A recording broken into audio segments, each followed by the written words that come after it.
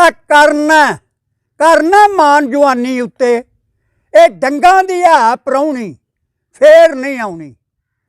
मक्खन पाली दही तेरी ये मिट्टी विच दबाउनी कीड़ियां खाउनी। औखे वेले दा मी कोई नहीं मौत चढ़ी जद धौनी तेरा कौनी।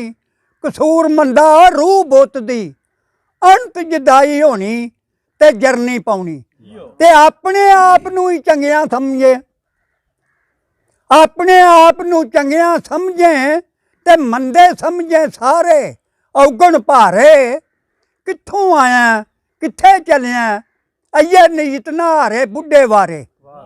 विच बुकल दे मूँह पा वेखी की वरते कारे। वेख दबारे कसूर मंदा कसूरी रहिंदे तेरे जे नकारे। औगण हारे ते लै के नाम मल्ला दा सस्सी मगर पुन्नू उठ धाई देर नहीं लाई। दिल विच दर्द जुदाइयां वाला जांदी पंध नूं खाई। वाग उठाई आ खुले केस गले विच ओदे करदी आ हल दुआई। वांग सदाई ओ गुनाहगारा ओ अशक दरावर कोंदा वांग कसाई शक नहीं काई।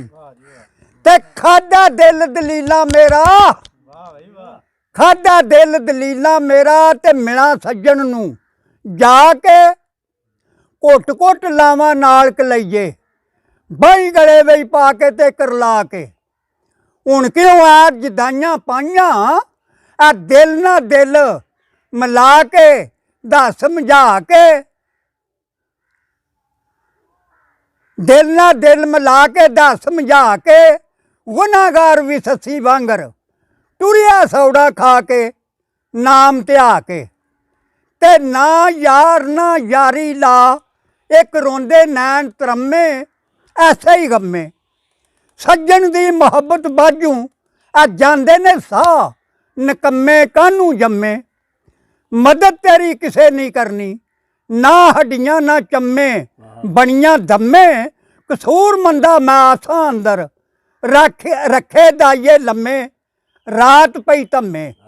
ते न्याऊ सज्जन दा न्याउना पैंदा लाया गल सियापे सौखा जापे। ऐश राम ते हो शकल नूं लैंदा पहली थापे मारदा छापे। गोश्त पोश्त हड्डां दा वैरी सुक होई जिंद पापे। लाइयां आपे कसूर मंदा समझावन वाले सिर ते कूकण मापे पै सियापे।